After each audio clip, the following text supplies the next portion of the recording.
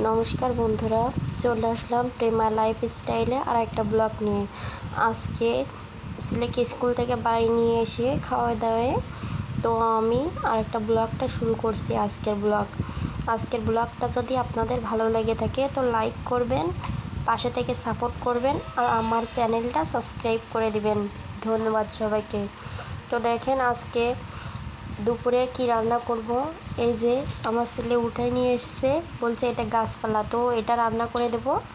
দেখেন এটা দিয়ে সাথে উস্তে আর আলু আর কিছু অল্প কিছুটা বেগুন ছিল, তাই দিয়ে রান্না করব। আর এই যে সাথে আর একটা তরকারি করব ধুন্দল দিয়ে, আলু দিয়ে, চিংড়ি মাছ দিয়ে। এই যে দেখেন এইগুলো আমি সুন্দর করে কেটে বেছে ধুয়ে নেব। এই যে এই গাছপালা মানে এই যে আমি কড়াইয়ের কাছে চলে আসছি। আমি লবণ হলুদ মাখিয়ে রাখছিলাম চিংড়ি মাছ, তো সেটাকে ভেজে নিচ্ছি। এই যে ভাজা হয়ে গেছে, তো আমি এটাকে নামিয়ে নিচ্ছি। আমি আগে পাবদা মাছটা ভেজে রাখছিলাম, যেটা শুক্তো দিয়ে রান্না করব, সেটা আগে ভেজে রাখছিলাম, তো ওটা দেখাইনি কারণ মাছটা প্রচণ্ড ফুটছিল, তো ওই জন্য আর ভিডিও করা হয়নি। এই যে অল্প কিছুটা তেল আছে, তো আর একটু কিছু তেল অ্যাড করব। অ্যাড করে এতে দিয়ে দেব গোটা জিরে আর একটা শুকনো লঙ্কা ছিঁড়ে দিয়ে দেব ফোড়নের জন্য। আজকে ধুন্দলটা অন্যভাবেই রান্না করব, অন্যদিন পেঁয়াজ ছাড়া রান্না করি। আজকে পেঁয়াজ, কাঁচা লঙ্কা, শুকনো লঙ্কা একসাথে দিয়ে তো রান্না করব। এই দেখেন আমি কড়াইতে তেল দিয়ে তারপর পেঁয়াজ কুচি, জিরে বাটা, টমেটো কুচি এগুলো দিয়ে লবণ দিয়ে এবার অল্প পরিমাণ মতো হলুদ দিয়ে দেবো। এবার পরিমাণ মতো হলুদ দিয়ে কষিয়ে রান্না করব।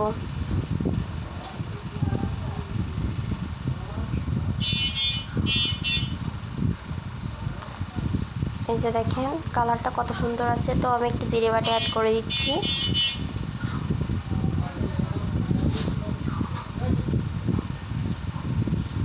এই যে জিরে বাটা অ্যাড করে একটু কষিয়ে নিচ্ছে, দেখেন তেলটা ছেড়ে দিছে। তো এবার আগে থেকে কেটে ধুয়ে রাখা ধুন্দল আর আলু দিয়ে দিলাম। এই যে ধুন্দল আর আলু দিয়ে দিচ্ছি।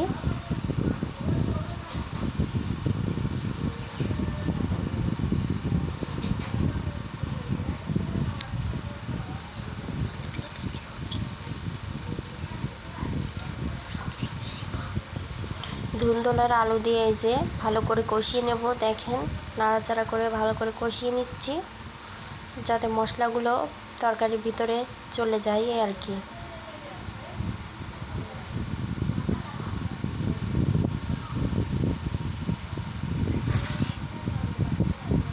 এই যে দেখেন এবার একটু ঢাকা দিয়ে দেব যাতে জলটা ছেড়ে দেয়। ধুন্দলে প্রচুর পরিমাণে জল ছাড়ে। এই দেখেন কতটা জল ছেড়ে দিয়েছে। তো এটাকে আমি নাড়াচাড়া আরও একটু ভালোভাবে কষিয়ে নেব।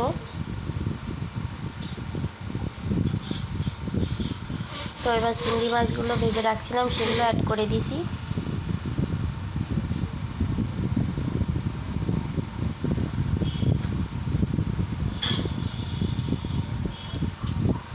এই যে দেখেন ভালো করে কষিয়ে নেব।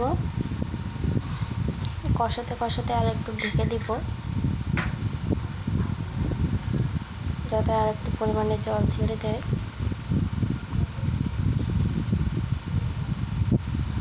এই দেখেন কত সুন্দর দেখতে লাগছে তরকারি কালারটা। এই দেখেন তরকারি কালারটা, তরকারিগুলো প্রায় সিদ্ধ হয়ে গেছে, তো আমি অল্প কিছুটা জল অ্যাড করব। এই যে সামান্য একটু জল অ্যাড করলাম ঝোলের জন্য। তো বাড়ি মশলা লেগে গেছিলো, তো আমি খুন্তি দিয়ে ভালো করে নাড়ে চেড়ে ধুয়ে দিচ্ছি, মানে মশলা তরকারির ভিতরে দিয়ে দিচ্ছি।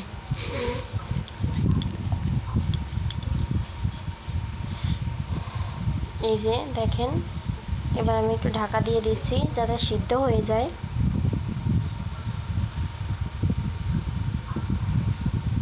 এই দেখেন ঢাকনাটা সরাই দেখি সিদ্ধ হয়ে গেছে।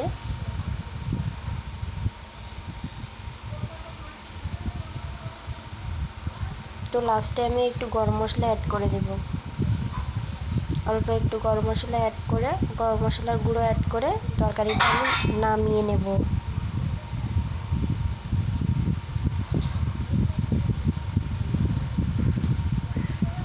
দেখেন তরকারিটা প্রায় হয়ে এসেছে, তো আমি এটাকে নামিয়ে নেব।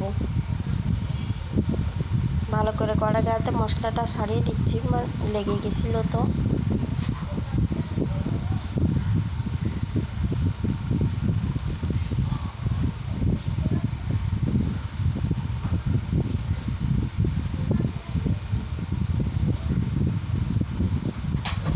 এই তরকারিটা নামিয়ে নিচ্ছি, দেখেন নামিয়ে নিয়েছি। তরকারি কালারটা কত সুন্দর আসছে। এর আমি কড়াইটা ধুয়ে আবার চুলায় বসিয়ে দেব। তো আমার ছেলে আজকে খেতে চাইছিল যে গাছ পাতা মানে তেলা কচু শাক আর আজকে বেগুন উস্তে আলু দিয়ে শুক্তো রান্না করে দেবো ওকে। ছোটো থেকে এই শাকটা কোনোদিনও খাই নাই, তো আগ্রহ নিয়ে বলছে মা আমি এটা খাবো। তো মা হয়ে কি রান্না করে না দিয়ে পারা যায়, তো উঠায় নিয়ে আসলাম ছেলে আর আমি গিয়ে। তো এটা এবার রান্না করে দেব। এই যে পরিমাণ মতো লবণ দিয়ে দিচ্ছি, পরিমাণ মতো হলুদ দিয়ে দিচ্ছি, দিয়ে এটাকে কষিয়ে ভালো করে নাড়াচাড়া করে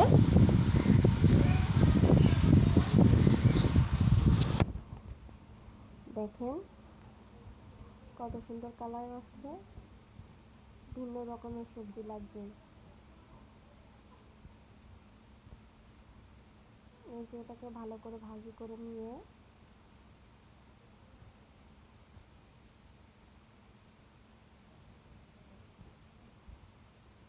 ঢাকনা দিয়ে দিচ্ছি। তো ঢাকনাটা সরিয়ে দেখেন অনেকটা ভাজি ভাজি হয়ে গেছে। এই যে তলায় লেগে যাচ্ছিলো, তো আমি ভালো করে ছাড়িয়ে দিচ্ছিলাম। এই যে আমি কিছুটা পরিমাণ জল অ্যাড করে দিচ্ছিলাম, কারণ আমি বেশি ঝোল রাখবো না, তো অল্পই জল অ্যাড করছি।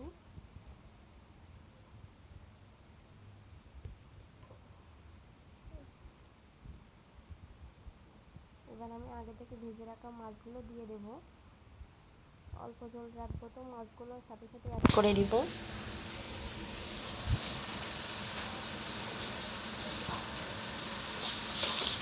এই যে দেখেন মাছগুলো আগে থেকে ভেজে রাখছিলাম, তো সেটা দিয়ে দিলাম।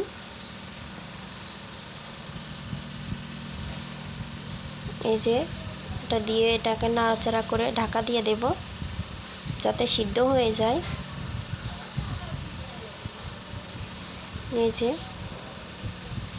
ঢাকনাটা সরিয়ে দেখছি কালারটা অনেক চেঞ্জ হয়ে গেছে। এই দেখেন প্রায় জল কমে এসেছে। তো আমি এমন সময় শুক্তোতে দেওয়ার জন্য শুধু সর্ষে বাটা ইউজ করছি, তো আমি সর্ষে বাটাটা দিয়ে দেব। তো সর্ষে বাটা কোনো কম মশলায় রান্না করব আমি শুক্তোটা। এই যে আমি দেখছিলাম যে সবজিটা সিদ্ধ হয়ে গেছে কিনা, তো মনে হচ্ছে সবজিটা সিদ্ধ হয়ে গেছে।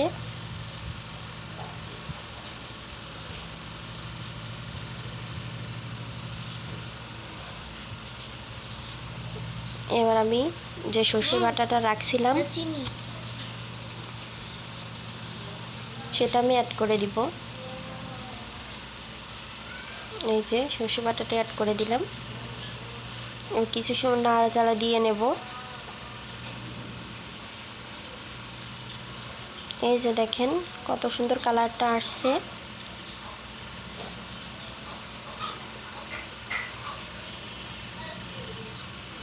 তরকারিটাও সিদ্ধ হয়ে গেছে। এই যে আমি নাড়াচাড়া দিয়ে একটু ঢাকা দিয়ে দেব।